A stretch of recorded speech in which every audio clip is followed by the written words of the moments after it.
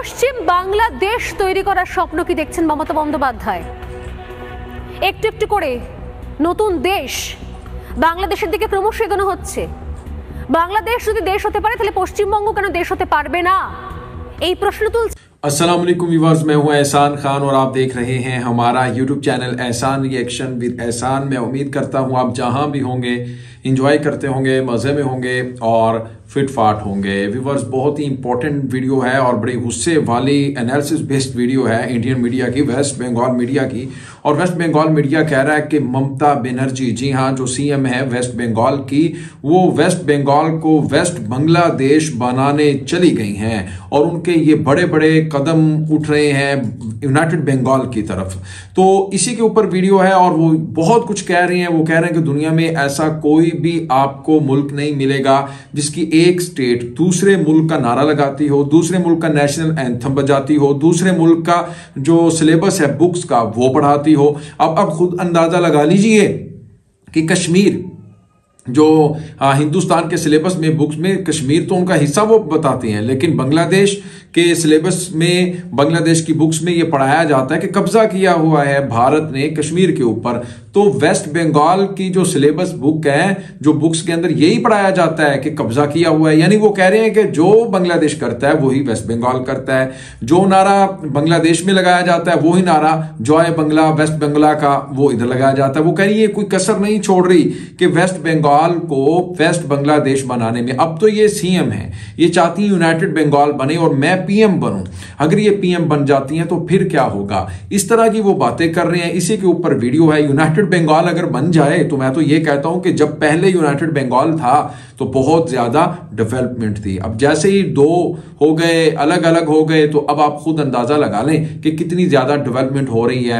एक तरफ भूखमरी कहलाते हैं, यानी वेस्ट बंगाल में वो डिपेंडेंट हैं बांग्लादेशियों के ऊपर, वो जाते हैं वहां पर, वो उससे वो रेवेन्यू जनरेट करते हैं।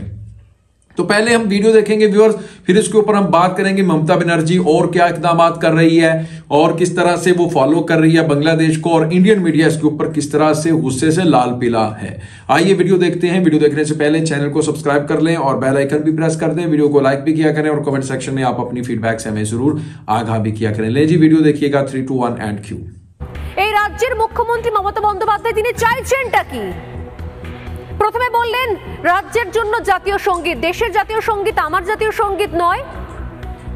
আজ বলছেন দেশের আইন রাজ্যের আইন নয়, দেশের আইন অন্য হবে, রাজ্যের আইন অন্য হবে। আমরা কি আস্তে আস্তে ধীরে ধীরে কোথাও কাশ্মীর হয়ে যাচ্ছি? নিজের দেশ নিজ ভূমে পরবাসী হচ্ছি আমরা। নিজের দেশ থেকে আমাদেরকে জোর করে টেনে হিচড়ে সরিয়ে দেওয়া হচ্ছে। বলা হচ্ছে পশ্চিমবঙ্গ তার আলাদা নিয়ম রয়েছে, পশ্চিমবঙ্গ তার আলাদা জাতীয় সঙ্গীত রয়েছে। দেশ থেকে আমাদেরকে টেনে বার করে দেওয়া হচ্ছে, পশ্চিমবঙ্গকে ক্রমশ আলাদা করা হচ্ছে। গোটা দেশের কাছে প্রমাণ করা হচ্ছে যে পশ্চিমবঙ্গ আসলে একটা বিচ্ছিন্ন দ্বীপ। আর অন্যদিকে আমরা ক্রমশ বাংলাদেশের কাছাকাছি এগিয়ে যাচ্ছি। বাংলাদেশ থেকে হুড়মুড়িয়ে ঢুকে পড়ছে অনুপ্রবেশকারী, হুড়মুড়িয়ে ঢুকে পড়ছে রোহিঙ্গা। তাদের পুনর্বাসনের ব্যবস্থা কে নিচ্ছে? বর্তমান সরকার।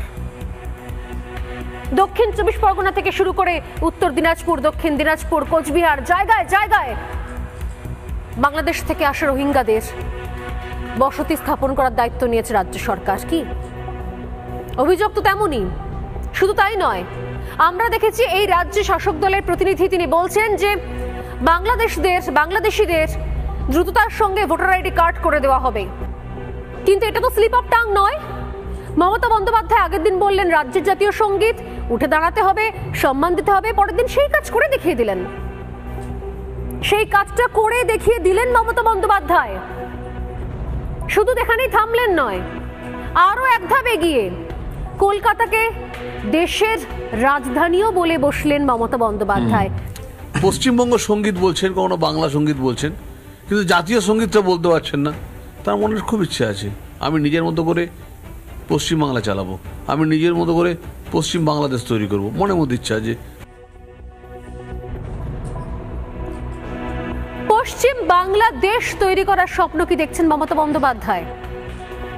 একটু একটু করে নতুন দেশ বাংলাদেশের দিকে ক্রমশ এগোনো হচ্ছে। বাংলাদেশ যদি দেশ হতে পারে তাহলে পশ্চিমবঙ্গ কেন দেশ হতে পারবে না, এই প্রশ্ন তুলছেন। तो व्यूअर्स, आपने ये वीडियो देखी है, वेस्ट बंगाल मीडिया इसके ऊपर किस तरह से बात कर रहा है। वो कह रहा है कि ममता बनर्जी चाहती है कि बांग्लादेश जैसा वेस्ट बंगाल को बनाए, और वो आए रोज कोई ना कोई इस तरह के इकदाम करती हैं। वो क्या चाहती हैं कि जिस तरह से कैपिटल ढाका है उसी तरह कोलकाता को बनाया जाए। वो चाहती हैं जिस तरह से इंडस्ट्रियल सिटी के तौर पर ढाका को देखा जाता है, इसी तरह वो चाहती हैं कि कोलकाता को भी देखा जाए। और वो चाहती हैं जिस तरह से जॉय बंगला और फिर नेशनल एंथम है बांग्लादेश का, वो ही एंथम वेस्ट बंगाल में भी गाया जाए। और वो ये मीडिया की, आपने इनकी रिपोर्ट देखी है हिंदुस्तानी वेस्ट बंगाल मीडिया की, वो कह रहे हैं कि दुनिया में आपको इस तरह की मिसाल कहीं नहीं मिलेगी।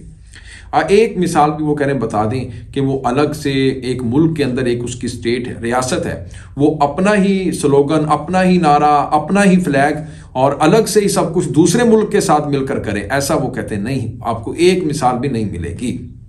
लेकिन वो तो कह रहे हैं कि ये तो बांग्लादेशी फ्लैग को भी अपना फ्लैग मान रही हैं, उसी तरह कलर स्कीम वो दे रही हैं।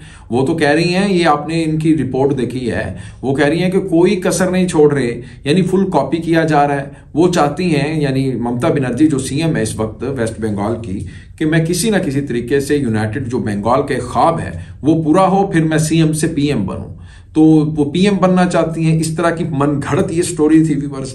असल में बात ये है, मैं आपको आखिर में मैंने कहा था कि मैं बताऊंगा कि जो वेस्ट बंगाल के शहरी हैं या वेस्ट बंगाल के रहने वाले इस स्टेट के जो लोग हैं, उनके साथ दोहरा मयार किया जाता है, उनके साथ नारवा सलूक अपनाया जाता है, सुतेली माँ जैसा सलूक अपनाया जाता है। हमारे यहाँ अगर किसी एक प्रोविंस से, अगर एक किसी सूबे के साथ अच्छा सलूक ना किया जाए तो वो एतराजात उठाते हैं। तो यही वजह है कि जो रियासत है, स्टेट है वेस्ट बंगाल, मोदी सरकार, आपको पता है कि नरेंद्र मोदी एक आरएसएस उनकी एक सोच है, उसके मुताबिक वो लेकर चलते हैं। और यही वजह है कि बंगालियों को, स्पेशली एक नेशन है, उनको इतना अच्छा नहीं समझा जाता, जिसकी वजह से वो अपने हकूक के लिए, अपने राइट्स के लिए बहुत देर से, ये अब ये बात नहीं शुरू हुई, बड़ी टाइमली, ये बहुत टाइम से ये काम हो रहा है। तहरीकें जन्म ले रही हैं, तहरीकें उठ रही हैं, वो चाहती हैं कि हमारे राइट्स हमें दिए जाएं। हम जिस तरह से दूसरे रियासतें हैं, जिस तरह से मुंबई के अंदर लोग रहते हैं, दिल्ली के अंदर लोग रहते हैं, पंजाब के अंदर लोग रहते हैं हिंदुस्तान के, उसी तरह वेस्ट बंगाल के लोगों के साथ ट्रीट किया जाए।